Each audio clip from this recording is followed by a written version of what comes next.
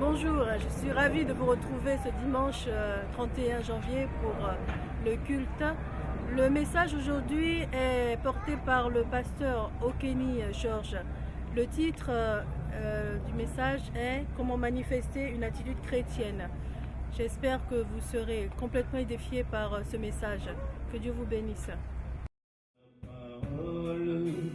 La parole, elle a changé toute ma vie.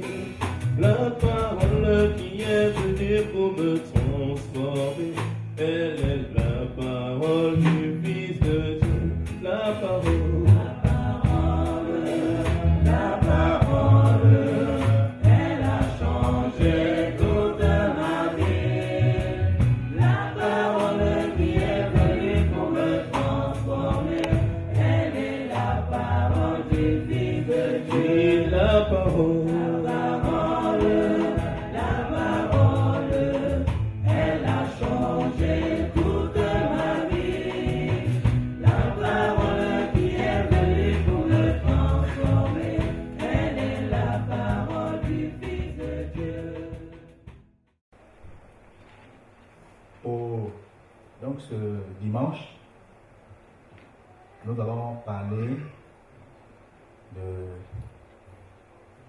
manifester une attitude chrétienne. Oui, Dieu nous connaît parfaitement. Dieu connaît parfaitement les hommes, en quelque lieu que ce soit, là où ils se trouvent, leurs besoins, ce qu'ils ont dans leur cœur, au plus profond de leur cœur. Dieu les sonde et il est parfaitement bien informé de tout cela. Gloire au Seigneur. Et nous allons prendre ensemble dans l'évangile de Matthieu,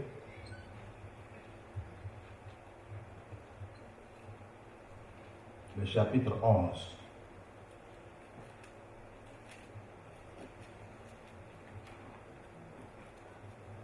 J'espère que vous avez vos Bibles. Donc nous prenons Matthieu chapitre 11 et on va lire à partir du verset 16.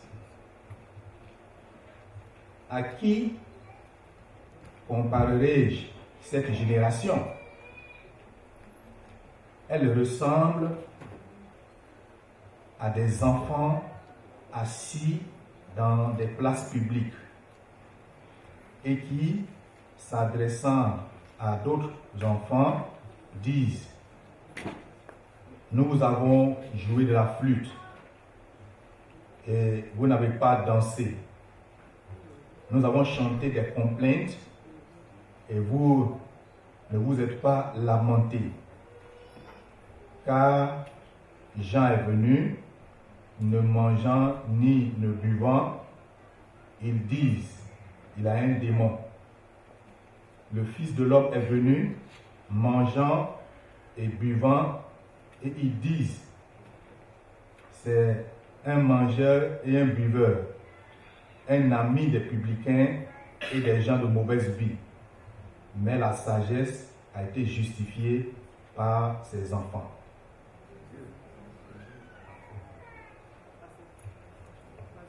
Par ses œuvres, autant pour moi. Voilà le Seigneur. Voilà. Ça veut dire que vous suivez. Il est important d'avoir vos Bibles, n'est-ce pas? Voilà. Sinon, vous aurez entendu autre chose. Voilà.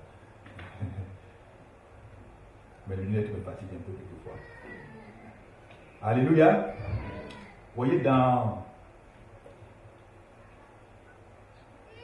les versets que nous venons de lire, et je voudrais qu'on retienne les complaintes. Les complaintes. Quand on parle de complainte, une complainte, c'est une chanson. C'est une chanson qui parle d'un sujet qui peut toucher le cœur. Et quand on fait une complainte, on parle pour toucher la sensibilité de quelqu'un. On parle d'un sujet pour toucher le cœur, pour t'amener à comprendre. Donc quand on fait des complaintes, voyez, on aborde une question, un sujet, voyez, d'actualité pour amener les gens à comprendre réellement quelque chose qui se passe, à prendre conscience de quelque chose. C'est là une complainte. Donc une chanson pour toucher la sensibilité. Et on a chanté cette chanson et on attendait un résultat. Et quand c'est fait avec tout l'art qui entoure cela, ça doit toucher les cœurs. Lorsque ça a été fait, les gens sont restés insensibles. Les enfants n'ont pas été touchés, ils ne sont pas lamentés. Ils ont des chansons de tristesse. On dit des chansons pour vous amener aux lamentations, à des pleurs. On peut vous amener à pleurer. Souvent, dans certaines traditions, il y a des gens qui sont doués dans ça. Tu n'as pas envie de pleurer, ils vont te faire pleurer tout de suite. Ils vont dire des paroles pour toucher ton cœur. Ils vont dire des paroles. Toi qui es venu sans du joyeux tout de suite, ton âme sera attristée. Et tu vas commencer par fondre dans l'âme. Parce qu'ils ont une manière de réveiller en toi les sentiments. C'est ce qu'on appelle les complaintes. Il y a dans certains endroits, il y a des griots qui sont très forts dedans. Ils peuvent faire des complaintes. Parler. Et tu peux tout de suite changer d'avis. Gloire au Seigneur. Donc, on a chanté des complaintes. Et les enfants qui étaient là n'ont pas dansé, ne sont pas lamentés. Et la Bible dit que c'est comme ça que ressemble à cette génération. Cette génération ressemble à des gens à qui on dit des choses, on donne une chanson qui peut toucher leur cœur. Mais quand on donne la chanson, ils ne dansent pas. Quand on dit la chanson, ça ne leur dit rien. C'est comme ça est la génération. Voilà le Seigneur. Donc Dieu connaît les hommes. Il connaît les hommes. Et en réalité, après une complainte, après une chanson publique, une complainte, les gens doivent être touchés véritablement. Les gens doivent être touchés. Et lorsque on a donné ces chansons, il n'y a pas eu de suite, il n'y a pas eu d'effet. Et la Bible dit que c'est comme ça que ressemblent les hommes, cette génération. Vous voyez, cette génération entend, cette génération voit, cette génération écoute, mais elle ne change pas. Elle ne se laisse pas influencer. Tout ce qu'on dit ne les touche pas, ne touche pas leur cœur. Gloire au Seigneur. Donc, on a donné, on a dit ce qu'on doit dire, on a donné la chanson, on a fait entendre ce qu'on doit faire entendre, mais ça ne dit rien, ça ne dit rien. Voilà le jugement que Dieu apporte, voyez, sur cette génération. Voyez, aujourd'hui, voyez, c'est un peu l'image de l'Église des hommes. Voyez, Dieu parle aux hommes, il parle à toutes les générations, il parle principalement aux enfants de Dieu. On leur dit ce qu'on doit leur dire, n'est-ce pas? On leur dit ce qu'on doit leur dire. On leur parle. On dit ce qu'on doit dire pour que leur cœur soit touché. On leur dit, on fait entendre ce qu'ils doivent entendre pour que leur cœur se transforme. Mais quand on dit ça, on ne leur dit rien du tout. C'est comme ça est cette génération. Le message qu'on doit prêcher, on donne ce message. Et il y en a partout, n'est-ce pas? Il y en a partout. Il y a tous les messages que vous voulez entendre, il y en a partout. Les miracles, ça existe partout. Les révélations, il y en a partout. Et Dieu utilise tous les moyens qu'il faut utiliser pour parler à l'homme. Dieu les utilise. Il suscite des serviteurs pour parler. Mais il n'y a pas de retour. Ou bien le retour est maigre. Le pourcentage qu'on attend n'est pas cela. Voyez donc, il y a ce que Dieu veut nous faire savoir, veut nous faire connaître, mais ça ne change pas, ça n'a pas son effet. Ça n'a pas son effet. Donc les hommes de cette génération, Vous voyez, les hommes ont un cœur dur, un cœur difficile. Vous voyez, ils entendent, mais il n'y a pas de retour. Ils entendent, il n'y a pas de retour. Et face à cela, face à ce que Dieu dit dans sa parole, nous devons avoir une attitude, n'est-ce pas? Nous devons avoir une attitude. C'est un message qui nous interpelle. Voilà comment, voilà le jugement que Dieu porte, le regard que Dieu porte quand il nous regarde, quand il voit nos comportements, notre manière d'agir de tous les jours, voilà comment Dieu nous voit. Donc face à cela, nous devons avoir un changement. Il y a un défi, n'est-ce pas? Il y a quelque chose qu'il faut faire. Il y a quelque chose qu'il faut faire. Vous voyez, Dieu nous dit ce qu'il doit nous dire. Vous voyez, mais nous ne nous laissons pas distraire. Ouais, lorsque vous lisez le chapitre 11 et après le chapitre 12, les gens vont jusqu'à même dire à Dieu, on veut un autre miracle. On veut un autre miracle. Et Jean-Baptiste est venu, il a parlé, ils n'ont pas écouté. Jésus est venu, on l'a traité encore de diable. Et puis on veut encore un miracle. Mais quand vous lisez Matthieu chapitre 12, verset 39, c'est cela. Nous voulons encore un autre miracle. Et ce qu'on a vu là, ce n'est pas assez. On veut encore. Mais quand on fait les miracles, on ne leur dit rien. Quand les miracles sont là, les cœurs ne sont pas transformés. On veut encore un autre miracle. Il faut faire encore. Et au Seigneur de leur dit, le miracle que vous avez vu, le miracle de Jonas, c'est suffisant. Vous voyez, ce que vous avez vu qui concerne la vie de Jésus, c'est suffisant. C'est suffisant. Voilà le Seigneur. Amen. Je voudrais qu'on lise ça, c'est très important. Matthieu chapitre 12.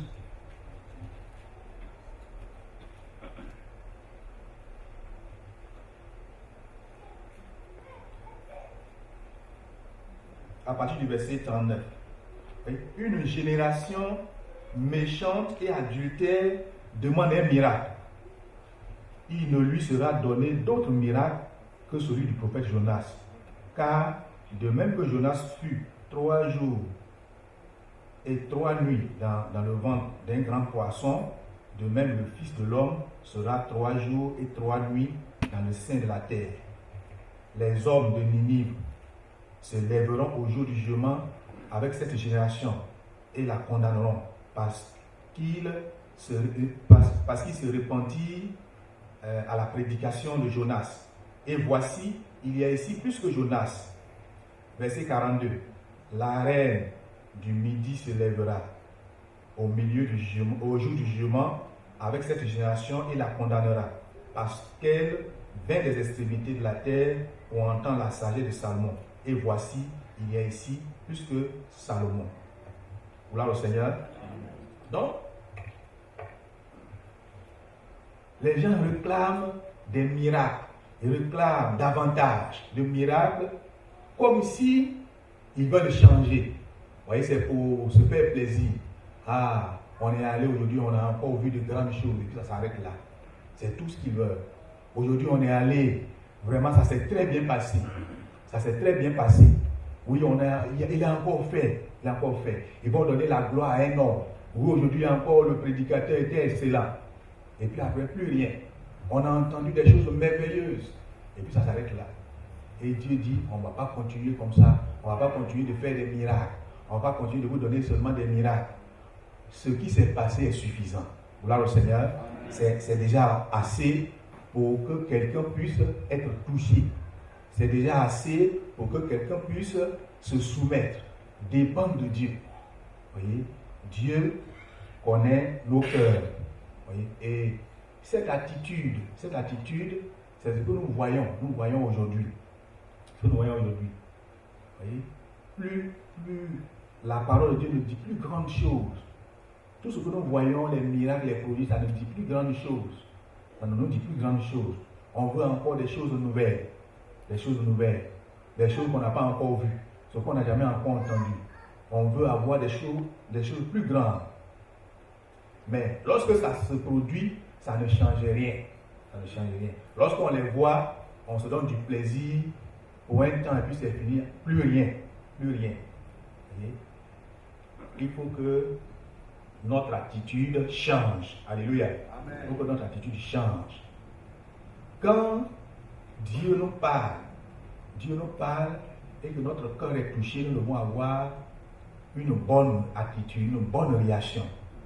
Quand Dieu te parle, quand Dieu te parle, il faut te laisser convaincre, il faut te laisser toucher par sa parole. Il faut te laisser toucher, il faut te laisser convaincre. C'est pas parce que Dieu a envie de parler qu'il nous parle. C'est pas parce qu'il a envie de dire des choses, rassembler les gens pour leur dire des choses qu'il le fait.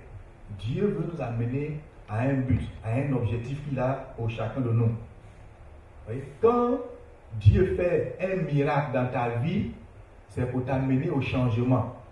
C'est pour que ton cœur soit touché et que tu changes. Voilà au Seigneur. Amen. Et souvent, quand on est ensemble, on rend les témoignages à Dieu, a fait ceci, moi, a fait ceci, oui, cela pour moi, c'est pour que cela puisse servir. Sinon, on gardait ça pour nous-mêmes.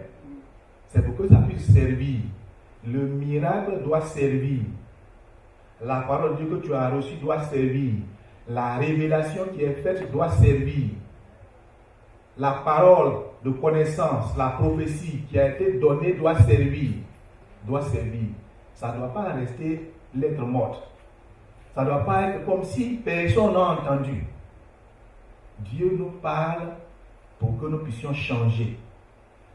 Quand on fait des complaintes, c'est pour que les gens se soumettent, c'est pour que les gens dansent. N'est-ce pas? C'est pour que les gens dansent. On fait les complaintes pour que les gens dansent. Quand on dit les enfants, on a chanté pour vous, nous n'avons même pas dansé. Vous êtes restés insensibles. Voyez? Quand Dieu nous parle, c'est pour que nous puissions changer. C'est pour que nous puissions agir. Il doit y avoir une réaction. Et donc, dans la marche chrétienne, lorsque nous venons à l'église, lorsque nous sommes assis en train d'écouter et que Dieu nous parle, il doit y avoir une réaction. Une bonne réaction. Ça doit nous amener à la repentance. Ça doit nous amener à une prise de conscience.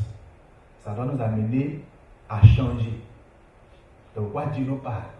C'est pourquoi Dieu fait des révélations. C'est pourquoi Dieu donne des messages. C'est pour nous amener à changer. Gloire au Seigneur. Ce n'est pas pour simplement nous écouter et puis s'asseoir tranquillement comme si rien n'était. Voyez? Et on ne doit pas faire comme si on n'a rien entendu, ou bien comme si Dieu ne nous a rien dit. Et quand quelqu'un écoute, tu viens à l'église, tu ne dois pas te comporter comme si tu n'as rien entendu. Tu ne dois pas te comporter comme si tu n'as rien reçu. Voilà le Seigneur. Il y en a qui ont duré dans l'église, ils sont assis, ils sont comme si depuis qu'ils sont venus à l'église, ils n'ont rien reçu, ils n'ont rien entendu. Ils ont entendu plusieurs fois, ils ont entendu beaucoup de messages. Mais quand tu vois leur vie, c'est comme si on ne leur a rien dit encore. On a prêché tous les messages, on a prêché sur la dîme, mais il n'y a pas eu de réaction. On a prêché sur l'offrande, rien. On a prêché sur tous les programmes, sur tous les grands thèmes, rien. On a expliqué tous les points de doctrine. Mais quand tu vois leur vie, c'est comme s'ils n'ont rien entendu. Vous voyez, les gens, les enfants qui ont chanté, et puis les autres n'ont pas dansé, c'est comme s'ils n'ont pas entendu, n'est-ce pas? Voilà, ils n'ont rien entendu. Et c'est comme ça certains se comportent. Ils sont assis, leur vie ne change pas, c'est comme s'ils n'entendent pas. Si tu as un problème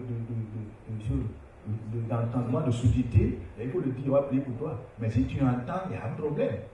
N'est-ce pas? Voilà. Si tu entends, tu écoutes, tu entends, il doit avoir une réaction. On chante à côté de toi et puis ça ne te dit rien. Il y a un problème, n'est-ce pas? Il y a un problème. On parle, Dieu parle, il fait des messages, des prophéties, et puis ta vie ne change pas, il y a un problème. Donc Dieu est étonné, il est étonné et il compare l'église, bien la génération à ces jeunes personnes. Et comment tant de messages autour d'eux, et puis il n'y a pas de réaction. Comment tant de révélations, et puis on ne change pas. Et notre attitude doit changer. Alléluia. Amen. Notre attitude doit changer. Voyez? Parce que la parole de Dieu doit faire son effet. Il faut laisser la parole de Dieu faire son effet dans ta vie. Voyez? Il faut faire comme... il ne faut pas avoir l'attitude de quelqu'un qui est rassasié. Voyez, c'est quand on est rassasié qu'on fait ça aussi. Voilà. Quand on dépose la nourriture après toi et que tu n'as plus faim, ça ne dit plus rien. Voilà. Pour certains, c'est comme ça. Ils sont rassasiés. Et ils foulent maintenant la parole de Dieu au pied. Voyez, ça ne leur dit plus rien. Donc, il ne faut pas avoir l'attitude de quelqu'un qui en a tellement reçu que ce qui vient de lui ne dit plus rien. Pourtant, ta vie n'a pas encore changé. Il ne faut pas fouler ça au pied. Ne foule pas la parole de Dieu au pied. Il ne faut pas te comporter comme quelqu'un qui est rassasié. Voyez? L'attitude normale d'un chrétien, c'est la faim et la soif. Toujours de la parole. Tu dois avoir toujours faim et soif. Il ne faut pas être sourd. Et puis il ne faut pas faire comme si tu es rassasié. N'est-ce pas? Voilà. Tu dois te comporter comme quelqu'un qui a toujours faim. Il faut toujours réclamer. Il faut toujours réclamer la parole de Dieu. Il faut toujours réclamer cela.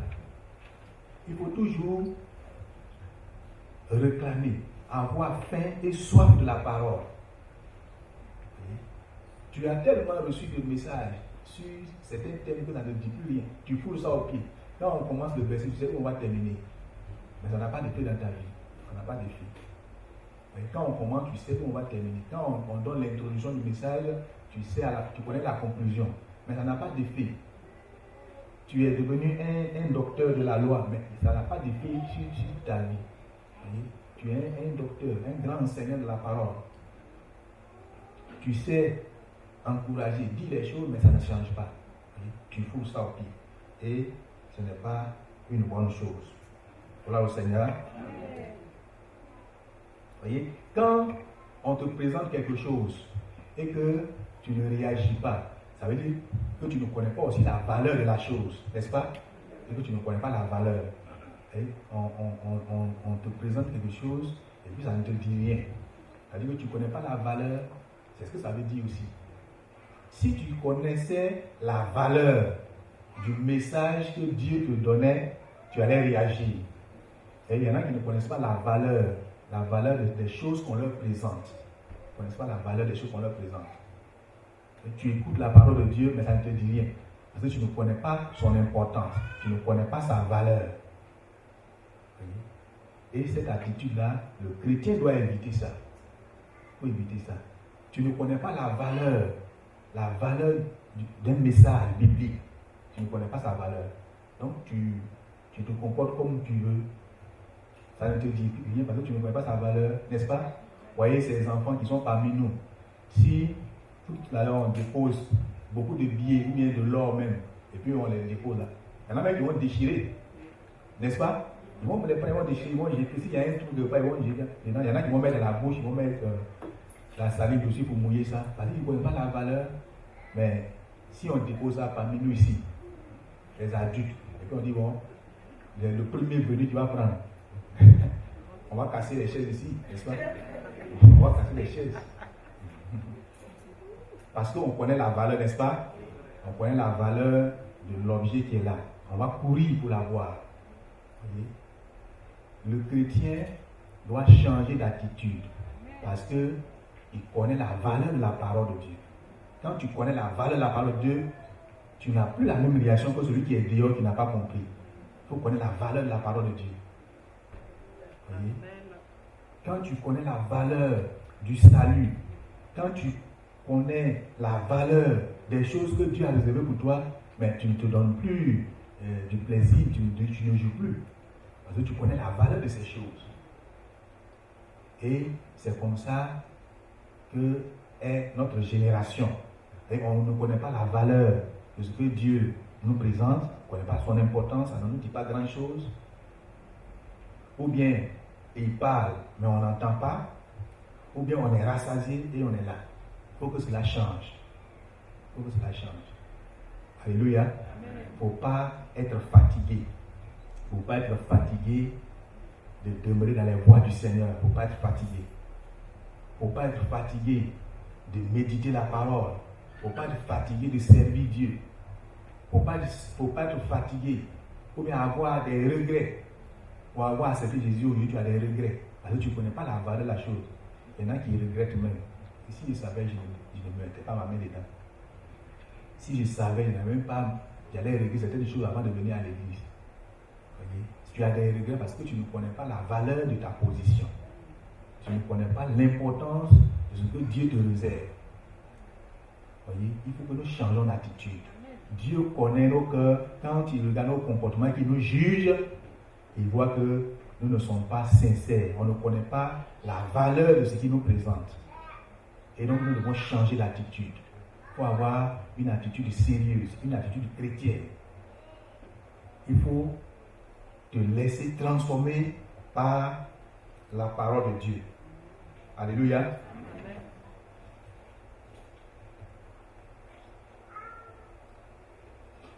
Le chrétien qui connaît la parole de Dieu, qui connaît l'importance de ce que Dieu lui a réservé, voyez, il ne peut pas avoir une attitude charnelle dans l'église. Il doit chercher à vivre selon l'esprit. Tu ne peux pas avoir une attitude charnelle. Quand tu connais les valeurs, l'importance de ce que Dieu a réservé pour toi, tu ne peux pas avoir une attitude charnelle. Tu ne peux même pas permettre d'un seul instant que quelqu'un t'empêche d'écouter ou bien de demeurer dans la voie du Seigneur. Tu te préserves. Tu te préserves de toutes ces choses. Et donc, un chrétien doit avoir une attitude, un comportement de quelqu'un qui est sérieux, qui est consciencieux, voyez, qui sait pourquoi il est dans l'église. Voyez, il doit se laisser toucher par la parole. Il doit se laisser convaincre. Prendre conscience qu'il n'est pas venu en tourisme, il n'est pas venu en promenade. Et lorsque il réalise ces choses, il est prompt à se repentir. Il est prompt à se repentir. Voyez, il ne se donne pas du sommeil. Le chrétien qui connaît ces choses, qui est conscient de ces choses, ne peut pas aller dans l'église et puis faire comme si il est venu en promenade. Voyez, tu es venu pour un but. Tu es venu pour le Seigneur. Tu es venu pour ton salut. Voyez? Donc, ton attitude doit être l'attitude d'un chrétien normal. Ton comportement ici doit être le comportement d'un chrétien normal. Ton comportement doit être l'attitude de quelqu'un qui a bien compris. Il a bien compris. Tu as tellement bien compris que tu prends la chose à cœur. Alléluia. Quand on a bien compris, on ouvre son cœur. On ouvre son cœur. On est sensible à la voix de Dieu. On se laisse toucher. On se laisse toucher. Quand on a bien compris, voyez, on donne l'occasion au Seigneur de nous utiliser. On laisse le Seigneur nous utiliser. On ne lutte plus avec le Seigneur. On ne résiste plus à la voix de l'Esprit. Quand on a bien compris, on ne résiste pas. On ne pose pas de résistance. On se laisse diriger. On se laisse conduire. On se laisse transformer. On se laisse guider par le Seigneur. Voyez? Dans l'église, ce n'est pas pour avoir une attitude religieuse. Ce n'est pas pour avoir une attitude religieuse ou bien politique qu'on vient dans l'église. C'est pour vivre correctement. C'est pour vivre comme un chrétien normal. Ce n'est pas pour vivre dans une attitude religieuse où tous les dimanches on vient prier, après on sort, on va en cellule, après en semaine on attend l'autre. Non. Ça c'est la religion. Ça c'est une attitude religieuse. Ton attitude doit être une attitude religieuse. Ton attitude doit être l'attitude d'un païen, quelqu'un qui ne connaît pas Dieu. Ton attitude doit être l'attitude d'un politicien. Ils vont faire de gros discours, mais jamais ils vont faire de bonnes choses. Voyez, il ne faut pas dire Seigneur, je t'aime, et puis dans ton cœur, il n'y a rien. Voyez, ça c'est l'attitude d'un politicien. Il sait qu'il a son projet à part dans ton cœur. Mais comme il veut avoir le suffrage des gens, voilà, il va tenir notre discours. On ne dit pas ces choses pour tromper Dieu, pour qu'il nous exauce. Non. Il connaît nos cœurs, il connaît nos vies. N'est-ce pas? Voilà. Dieu nous connaît parfaitement. Il connaît la génération. Dieu connaît l'église de Villiers-le-Bel, n'est-ce pas? Dieu nous connaît, n'est-ce pas? Voilà, il connaît chacun de vous. Il me connaît, il te connaît. Donc, si tu n'es pas sincère dans ce que tu fais, Dieu sait. Voyez? Quand Dieu parle et que tu n'écoutes pas, quand Dieu parle, on chante des complaintes et que tu ne danses pas, Dieu sait, n'est-ce pas? Il ne parle pas de cette musique qui est là. Voilà. C'est-à-dire, quand Dieu nous parle et puis tu es assis là et que tu ne réagis pas, Dieu sait. Tous les messages qu'on a donnés qui n'ont pas eu d'effet sur toi, Dieu sait, n'est-ce pas? Dieu sait ça. Et tes oreilles étaient bouchées à cela. Tu es resté incrédule. Tout ce qu'on pouvait dire, on t'a dit ça et tu es resté incrédule. Donc Dieu connaît l'Église, connaît cette Église. Dieu sait combien de fois tu as foulé aux pieds sa parole, il sait. Dieu sait que tu ne connais pas la valeur de ce qu'il te donne, qu'il te propose. Dieu sait cela. C'est pourquoi tu dois changer d'attitude. Tu dois changer de comportement. Tu dois changer de manière. Vous voyez? En venant ici, tu dois prendre conscience que ce n'est pas pour un homme, mais c'est pour Dieu. C'est pour Dieu. Et ta relation avec Dieu doit être préservée, doit être protégée. Tu dois tout mettre en œuvre pour demeurer dans les voies du Seigneur. Ce n'est pas pour un homme. Ce n'est pas à cause d'un homme. Tu vas fouler aux pieds la main tendue de Dieu. N'est-ce pas? Et pour un homme, tu vas fouler la main tendue de Dieu pour te sauver. Pour un problème de sentiment, un problème de mariage, pour un intérêt personnel, tu vas fouler la chose aux pieds. Tu vas faire comme si ce n'est pas important. Tu vas mettre tes intérêts en avant. Pour un problème de sentiment, pour un problème de cœur, comme on le dit. Tu vas négliger la chose la plus importante. Dieu nous connaît. Il connaît nos cœurs, il connaît notre vie. Il sait où nous allons. Et ce qui est derrière ce mur, nous ne savons pas, mais Dieu sait. Ce qui va se passer dans les heures qui viennent, personne ne sait. Même les sorciers ne savent pas. Mais Dieu, lui, sait. Et donc, il faut prendre la chose à cœur. Il faut prendre la chose à cœur et avoir une attitude normale. Il faut avoir l'attitude d'un chrétien normal. Un chrétien normal écoute Dieu, est sensible à la voix de Dieu. Quand Dieu lui parle, il réagit positivement. Quand Dieu lui parle, il est prêt à se repentir. Quand Dieu lui parle, il entend. Il n'est pas distrait. Il se laisse convaincre. Il se laisse diriger. Il se laisse guider. Ça, c'est l'attitude d'un chrétien normal. Il y en a qui sont dans l'église, quand on parle de repentance, ça ne leur dit rien. Ils pensent qu'on parle des autres. Quand on parle de pardon, ils disent ça, c'est pas moi, ce sont les autres. Quand on parle de sanctification, ils pensent que c'est les autres. Quand on parle de leur relation avec Dieu, ils pensent que ce sont les autres.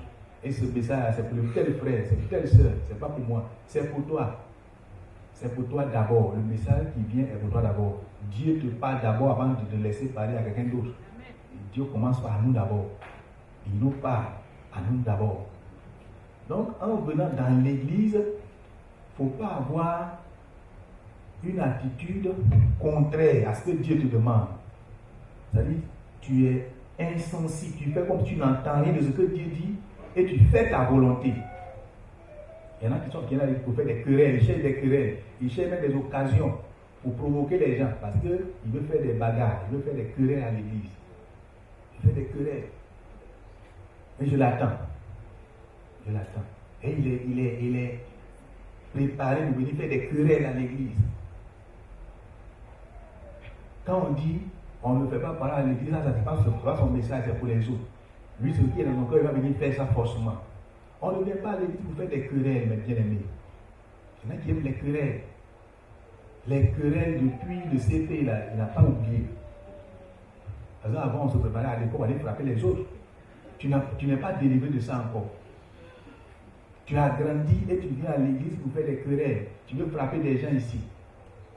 Tu veux faire parler dans l'église avec les frères. Ce n'est pas bon. Ce n'est pas bon. Vous aimez les querelles. Vous aimez les querelles. Vous aimez les palabres. Et tu cherches qui va te regarder. Qui va te parler mal. Qui va dire quelque chose qui fâche. Tu cherches ça et tu attends ça. Tu attends de telles occasions. Et toujours ton cœur ne voit que les mauvaises choses, tes yeux ne voient que les mauvaises choses. Parce que tu veux faire des querelles. Tu veux faire des querelles à l'église. On ne vient pas à l'église pour faire des choses pareilles. Alléluia. Quand on vient à l'église, c'est pour que tout ce qui est en nous, qui ne nous a pas aidés, qui ne nous a pas rendu service, c'est pour que cela change. Et tout ce qui est en nous, ce n'était pas que c'est pourquoi le Seigneur nous a appelés pour nous changer. Donc il faut les déposer. Il faut les déposer. Il y en a qui sont avec les autres. On leur demande le pardon, ils ne vont jamais accepter le pardon. Ils sont là, je vais régler son cas, je ne vais pas laisser. Pourtant, Dieu te parle, on te parle de pardon. L'église prêche le pardon. L'église prêche le pardon, mais tu as autre chose dans la tête. Ce message ne te dit rien. Le message sur le pardon ne te dit rien. On parle de pardon, ça ne te dit rien. Et on chante des complaintes et les gens ne sont pas lamentés. C'est-à-dire qu'on parle de pardon et ça n'a pas d'effet dans ta vie. On parle de repentance, ça n'a pas d'effet dans ta vie. On parle de bien s'habiller, de bien s'habiller. Pour venir à l'église, ça ne dit rien à certaines personnes. C'est là même qu'ils vont envoyer des petites jupes.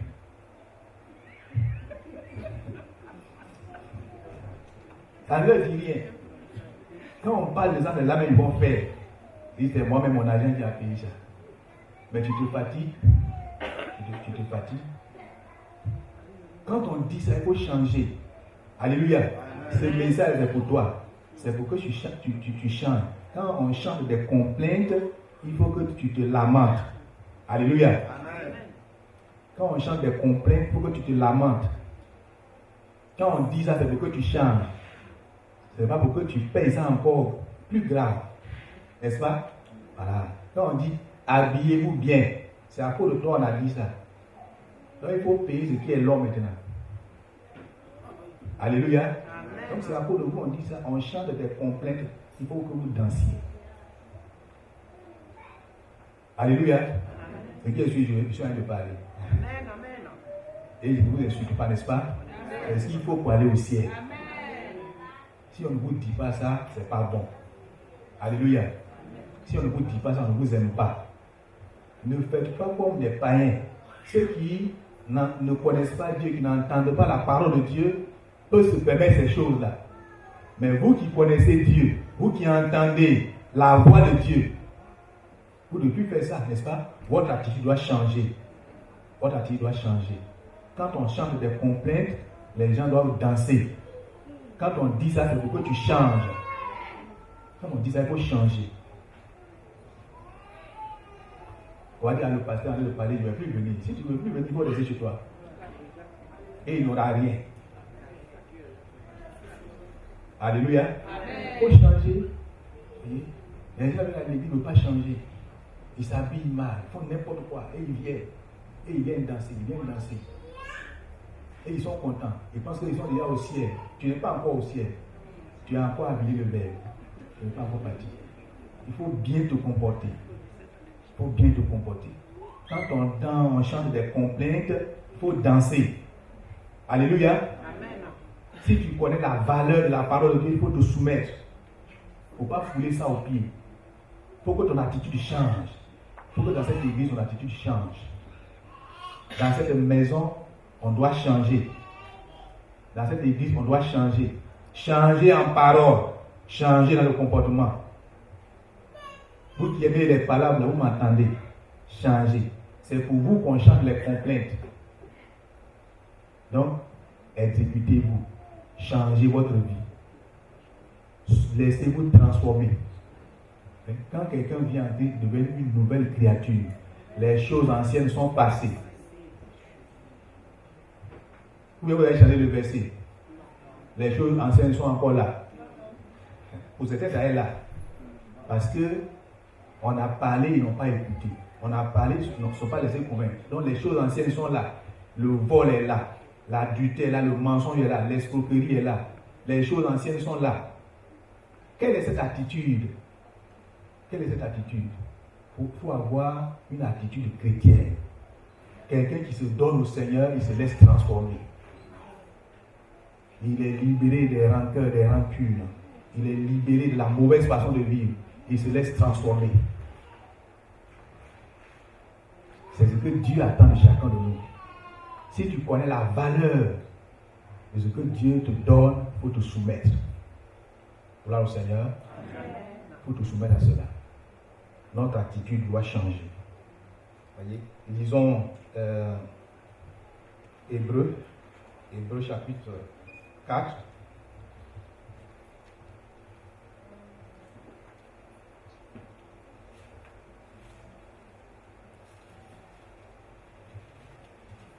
Hébreux d'abord chapitre 4 verset 7.